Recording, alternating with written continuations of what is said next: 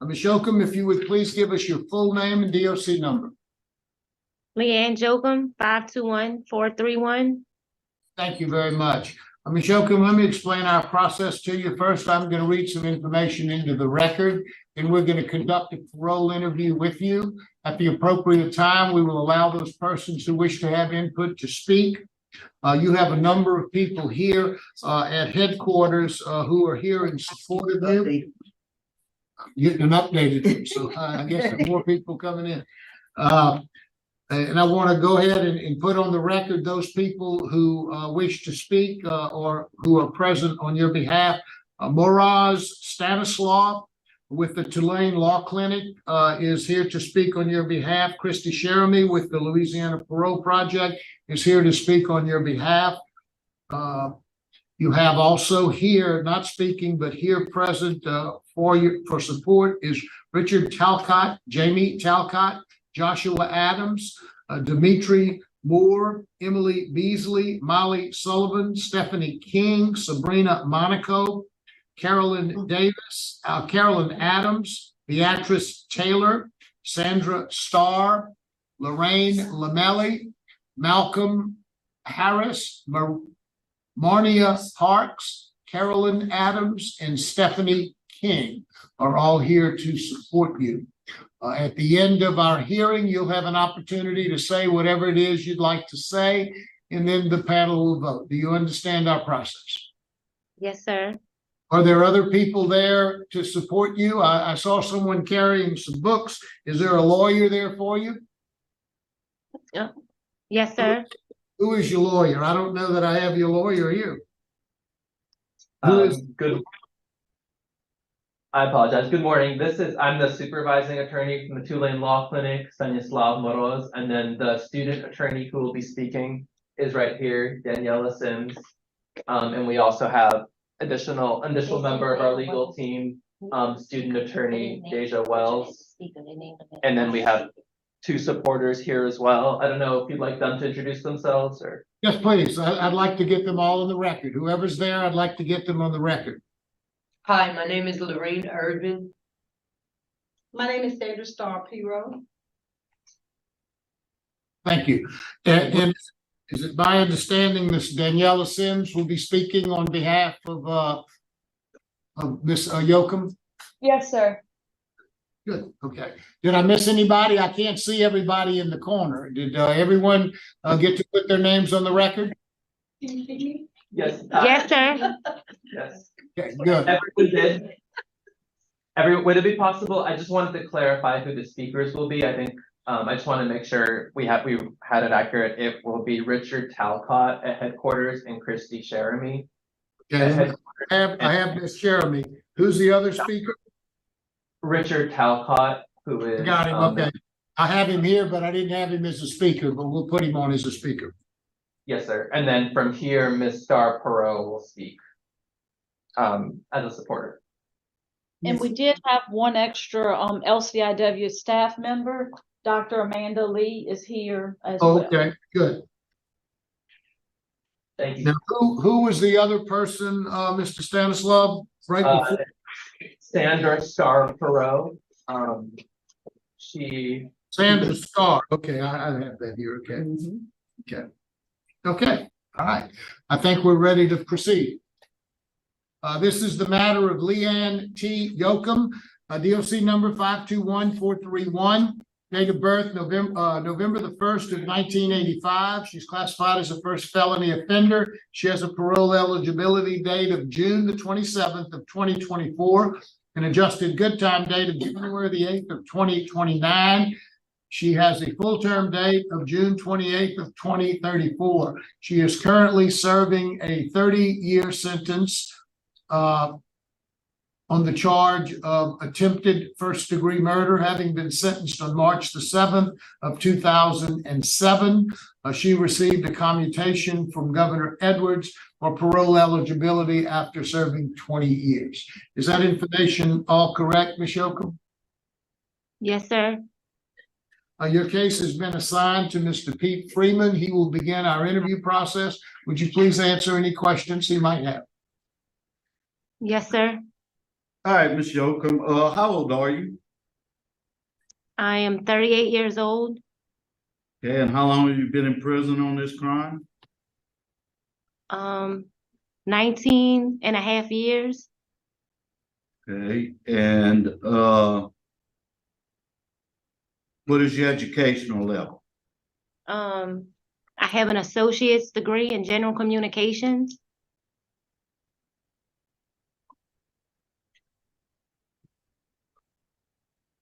You finished high school or you took your GED? No, sir, I got my GED.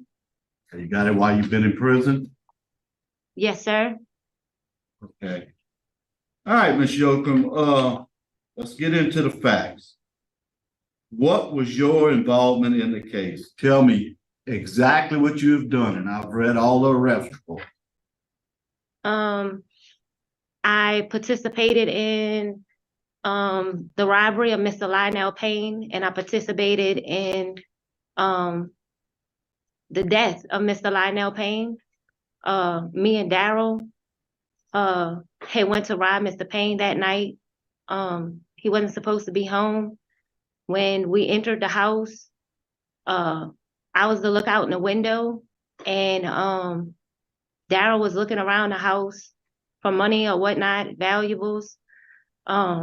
While I was in the laundry room, Mr. Payne wound up arriving home, and I notified Daryl that Mr. Payne was home, and I was in the laundry room, and Daryl entered the laundry room, and by this time he had done armed himself with a gun. When Mr. Payne entered the house, I told Daryl now would be a good time to leave, but he told me it was too late for that. So when Mr. Payne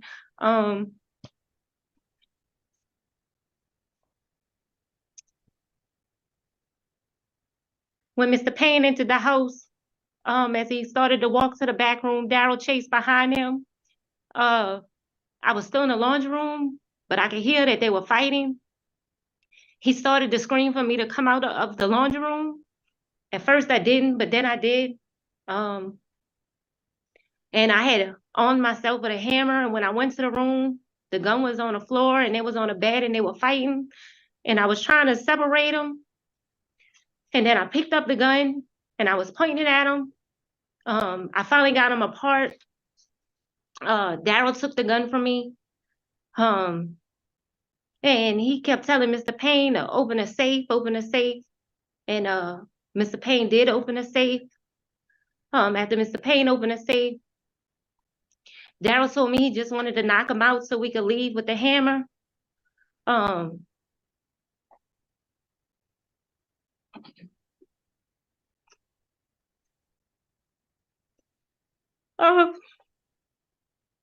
When Daryl hit him with the hammer, he didn't knock out. At that point, Daryl told me to take the money and leave. And I did. When I made it down the front stairs, I heard a gunshot and I came back in the house. And when I went back in the house and I went in the room, Mr. Payne was dead. And I'm so sorry for the part I played in that crime. Okay, so did you hit him with the hammer? Yes, sir, I did, during the altercation when they were fighting on the bed. He had kicked me, and I hit him on the leg, and then I dropped the hammer to the floor. Did you shoot him? No, sir. No, sir. Did you hit him with the hammer more than once? No, sir. And you claiming you just hit him in the leg?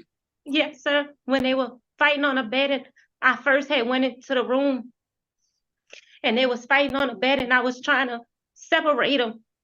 He had kicked me, and I had hit him on the leg, and I had dropped the hammer on the floor.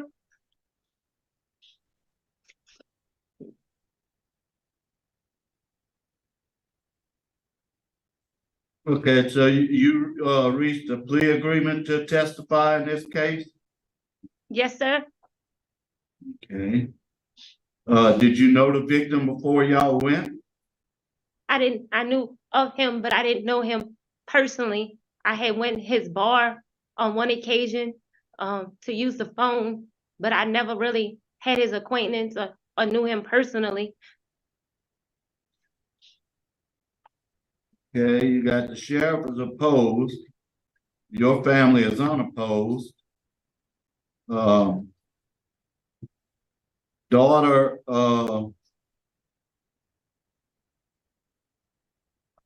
can't see my writing, but it's Miss Payne. She is greatly opposed. And her son is also greatly opposed. They claim that you had a terrible upbringing. What part do you think that played in this crime?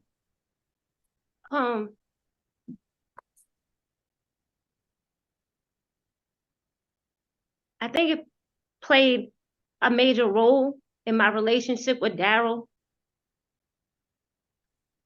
Not so much the crime, because I think it was just my relationship with Daryl, because I came from an abusive background with a lot of trauma, sexually, physically, and mentally. And I left home young, and I was looking for love. I was looking for attention. I was looking for validation. So I feel like I wound up in this relationship thinking that he was my savior. And I felt like I just owed him so much loyalty because he took me out of a messed up situation, when in all in actuality, I just wound up in another abusive situation. But if you don't know what a healthy relationship looks like, how do you know? So I just felt like he loved me, and by him loving me and giving me the validation I needed, I felt like I owed him everything. So when he decided he wanted to do it, my loyalties told me I had to too. Okay. Well, let me ask you this. Now, this is your statement. I changed my statement. I initially blamed Mr. Thompson for shooting Mr. Payne close range in the face, when it was in fact Miss Jochum shot herself. So you stated that you shot it. In the beginning, I did state that I shot Mr. Payne. And then I turned around and said that I switched the roles, that he actually did it. But I know in the beginning I made many statements that were untrue. But I'm telling the truth now, because I don't owe him nothing. I owe him no loyalty. I owe him no nothing. I only owe it to myself, and I'm telling the truth. Yes. What would you say to the victims if you had a chance to talk to them? Direct your comments to the board.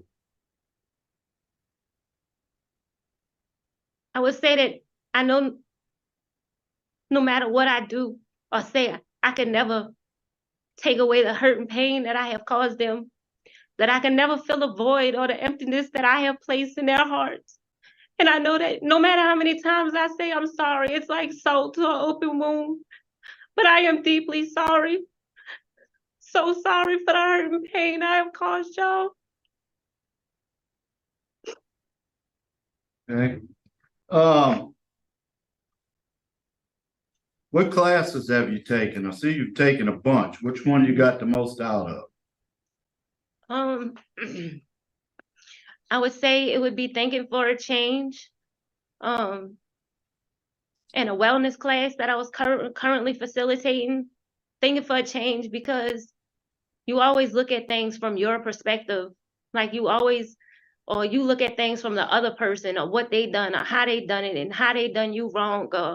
Thinking for a Change makes you think about you, your actions, and how you deal with situations, and how you could just take time and breathe and think. Like you don't automatically have to react, and that you don't always have to base your actions off the next person's actions. It's just yours.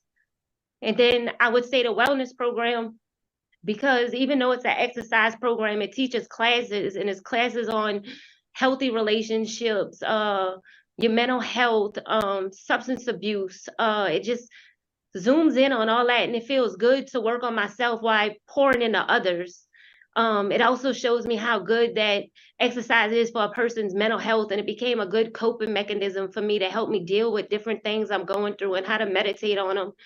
But it just felt good giving back and pouring into others. And I've recently just started Victim Impact, And I say that the first class was very impactful for me, I guess, because I never looked at things from all different perspectives. We tend to look at things from a very narrow mind. And, I always felt remorse for what I'd done. I know I hurt people that never deserves to be hurt, but I never thought of the bigger picture or the biggest ripple effect that it had, and how it never was a choice for them. It was something that was forced upon them. Okay. You're gonna be staying with the Parole project when you first get out? Yes, sir. Okay, they have a job lined up for you? Yes, sir. I'll be working at Dairy Queens, where my sister is a general manager. Your last write-up was in 2015, so it's been a while since you had any disciplinary issues. What kind of community service you do around the prison? I do a lot of faith-based. The wellness program would be one where the community comes in and we teach them classes and do exercise courses with them.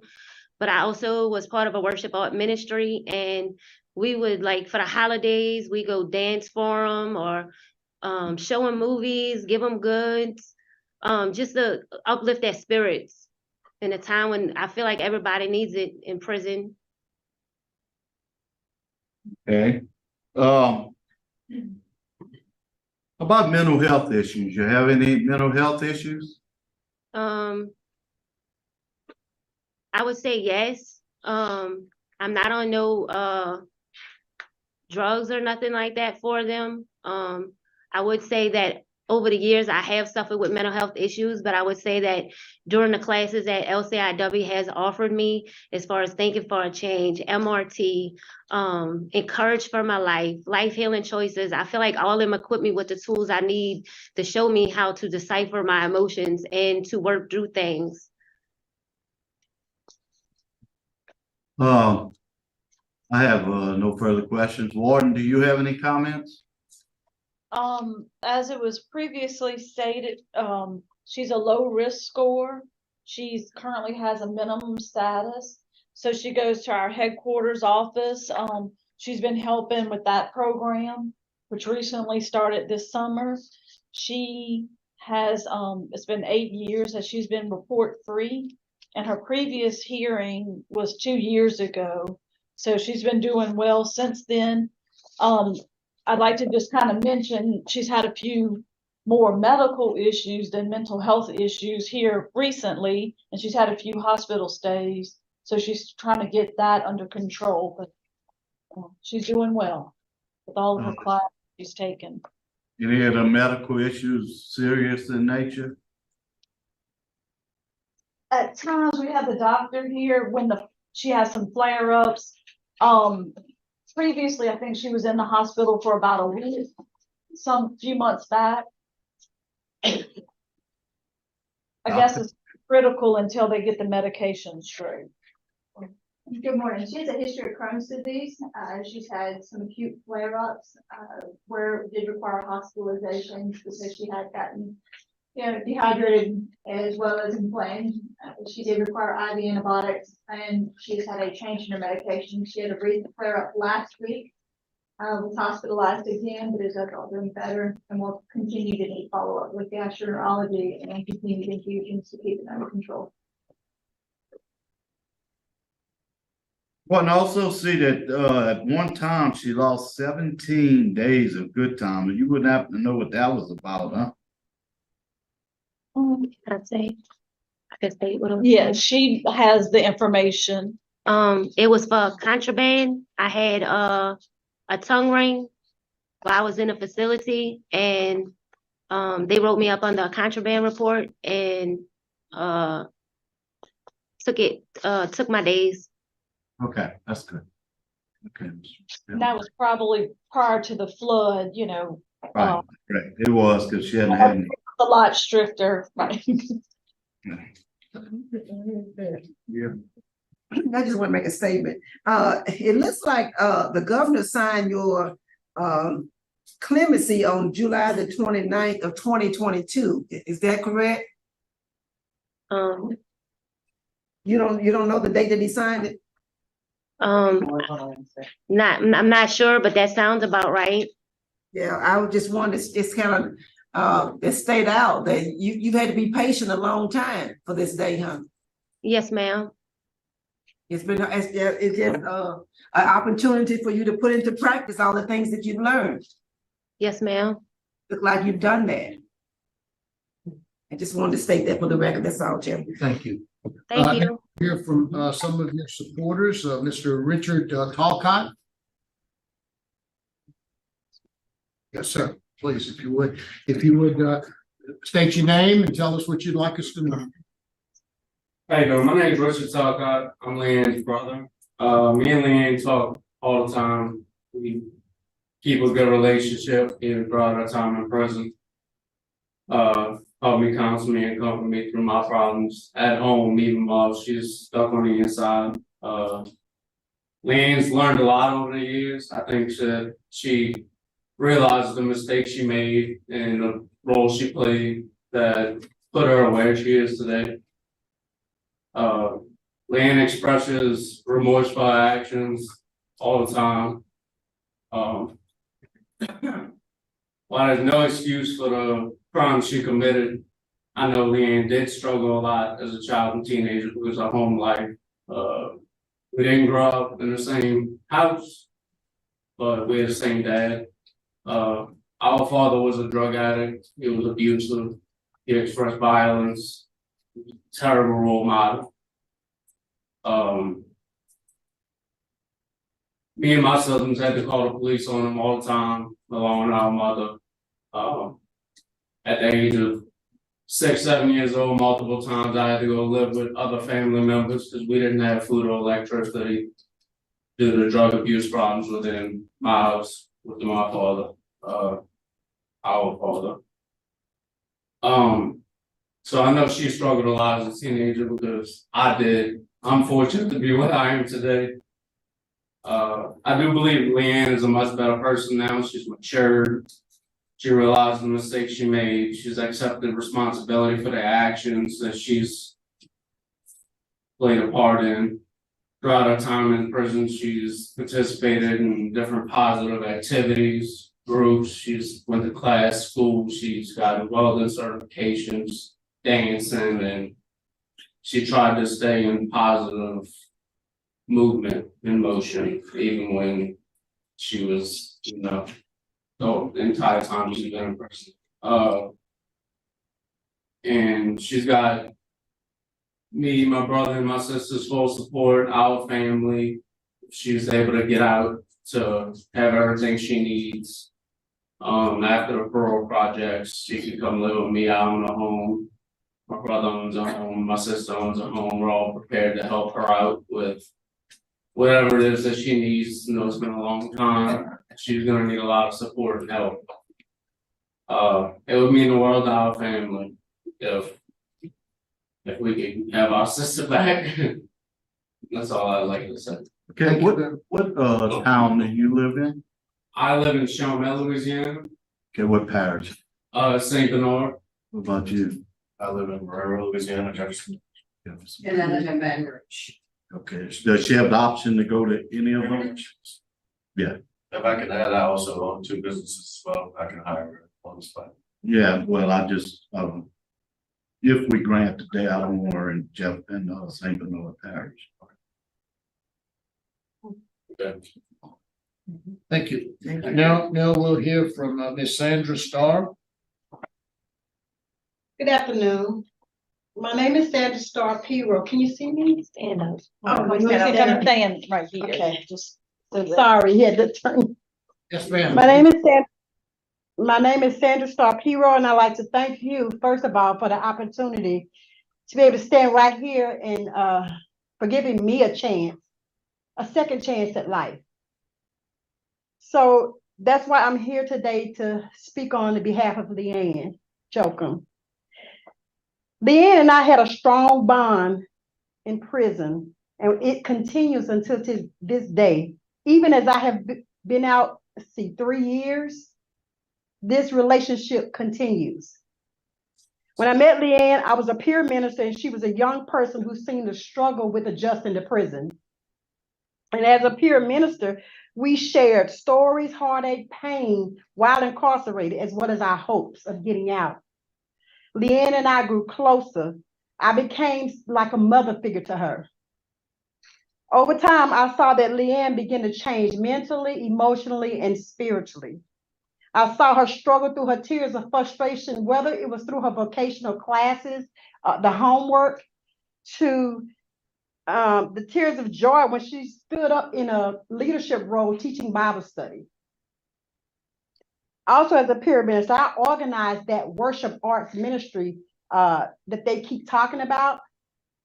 Leann joined, she got in, she studied, she worked hard. When I left, she stood up in the leadership role over the entire ministry. And for that, I was so proud of her. She showed patience, love, and support to her peers. The day that I was getting out, I remember walking to the gate and Leann came to the gate and said, "Mom, don't forget about me."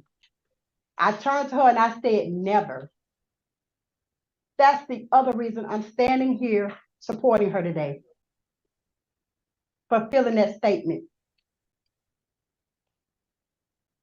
I will continue to support her and encourage her.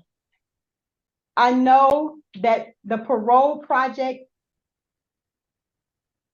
is the best place. And I live around the corner as that second layer of support for her,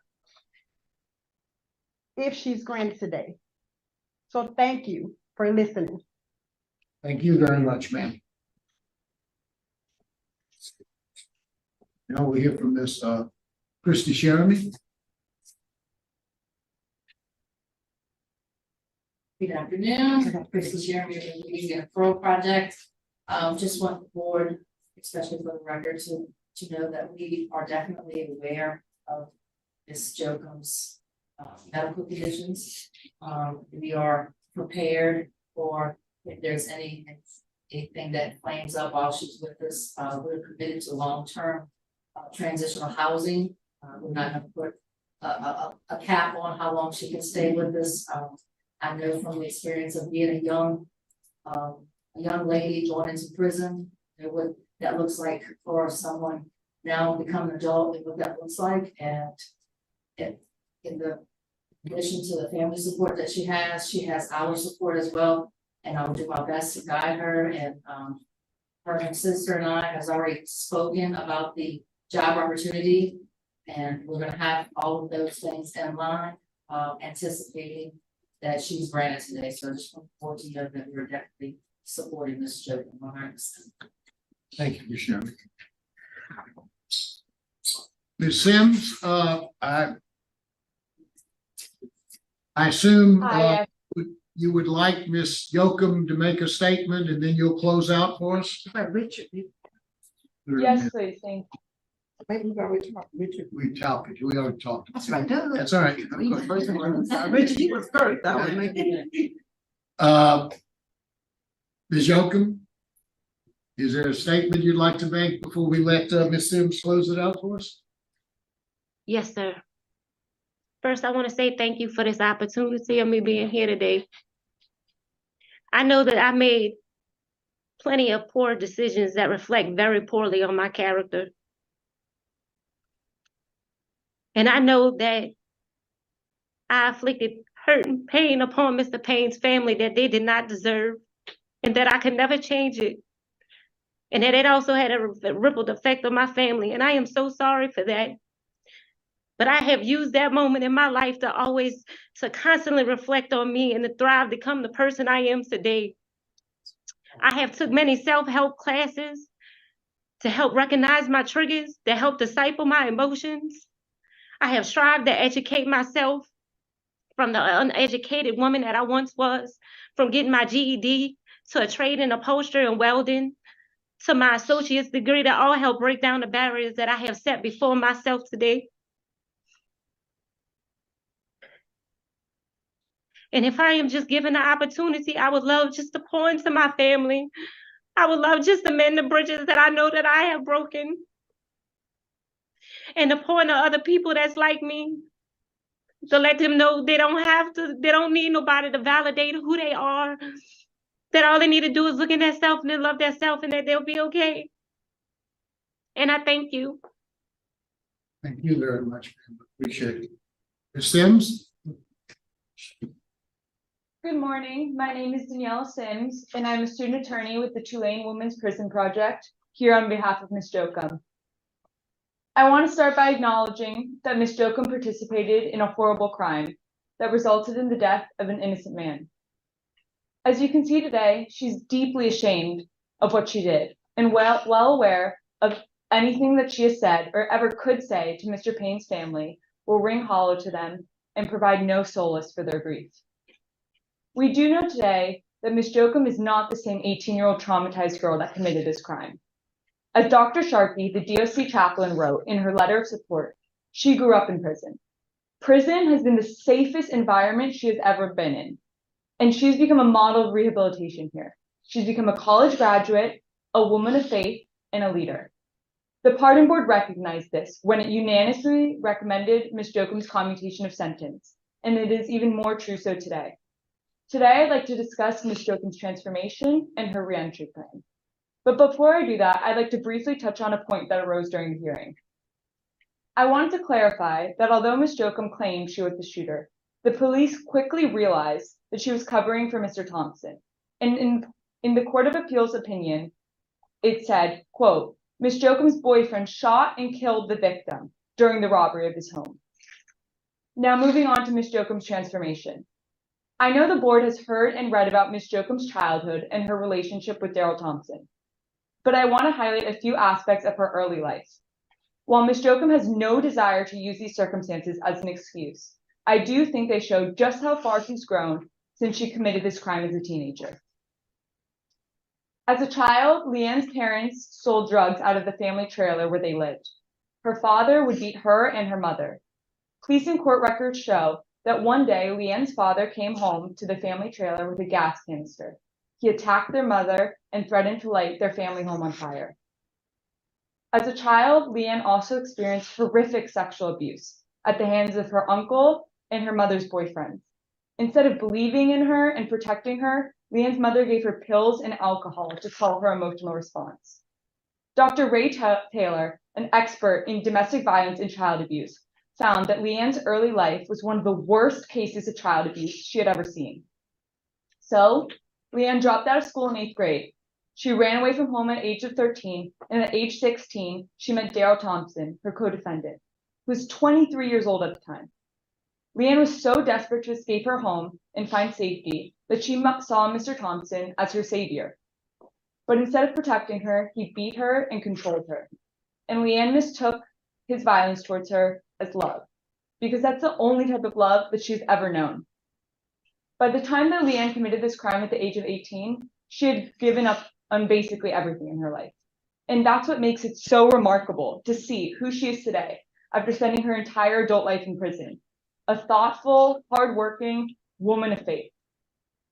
Leann entered prison as an 8th grade dropout. Today, she's a college graduate. Leann entered prison angry at the world and distrustful of authority figures.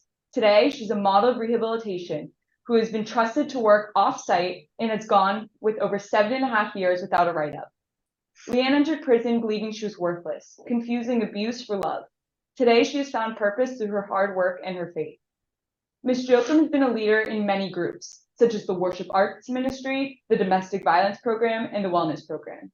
In the Wellness Program, she emphasizes all aspects of health, including mental health, physical health, relationship issues, and substance abuse. In addition to this personal work, Ms. Jochum has gained important job skills, which will serve her well if released. She's obtained certifications in welding and construction, and has applied these to her job at LCIW. Ms. Jochum also has a very strong reentry plan. She will live at the Louisiana Parole Project in Baton Rouge, and then with her brother, Richard Talcott, in Chalmette. She has a job waiting for her at Dairy Queen, where her sister Jamie is the general manager. She hopes to later use her welding and construction skills she gained at LCIW to develop a long-term career in those fields. And in terms of Ms. Jochum's medical needs, we've spoken to LPP, and they're very committed to connecting Ms. Jochum's health insurance and to the provider she needs to get the care that she needs for her Crohn's. Ms. Jochum has truly grown up in prison. She has spent her entire adult life here, and through her faith and hard work has transformed from an angry teenager into a model of rehabilitation. And since the Pardon Board has granted her a commutation in 2021, she's accomplished even more. She's become a college graduate, a leader in the wellness program, and has earned the privilege of working off-site. Based on who Ms. Jochum is today, we respectfully ask the board to grant her parole. Thank you so much for your time and consideration. Thank you very much, Ms. Sims. Excellent job. Yes. Okay. Okay, Ms. Jochum, I look at this several different ways. You've served 66% of your time. You've had great classes, good warden's comments, good community service to the prison. My vote today is, if y'all can work it out, that you be granted parole with the special condition that you are not to live in St. Bernard Parish. I hope y'all will be able to work that out somehow. Parole project is good, so you have time to work on it. But I don't want her anywhere around that family or the victims. Okay? And I wasn't put on electronic monitoring, but I'm not. I just want them to do their normal evaluation, send her to any treatment, which we will back up. Ms. Wise? Likewise, Ms. Leann, my vote, I concur as well. When we look at where you've come from to who you are today, because of the rehabilitation program you've done, the good support system you have, completing of your GED and your college degree, your vocational training, and no write-ups in over 6 years. So for those reasons, my vote is to grant, and I'd like to see you give back somehow or another. Do some community service starting about 6 months after you release. You can figure out at least 4 hours a month to give back in some way. Best wishes to you. Thank you very much, Ms. Wise. Ms. Jochum, my colleagues have pretty much stated everything that we talked about here today. So my vote likewise would be to grant with the condition that you go to the Louisiana Parole Project, complete the program. Mr. Do you concur with the stipulation? Yes, I do. Okay. The stipulation will be. The record making Plaquemine Parish as well. It said St. Bernard and Plaquemine. I don't know these things. Okay. St. Bernard, Plaquemine. That's what the record. That was the victim's family wanted. Preclude St. Bernard and Plaquemine, y'all will have a place for her when she finishes the parole project. I'm waiting those parents. Oh, yeah, that's just one. Okay. So you've been granted your parole to the Louisiana Parole Project. Of course, one of the conditions will be that you follow all of their recommendations, you do all of the things that you're supposed to do, and you're not to be allowed to live in either Plaquemine or St. Bernard Parish. Okay? Good luck to you. Yes, sir. Thank you. 4 hours of community service work 6 months after you are released. Good luck to you. Yes. Thank you.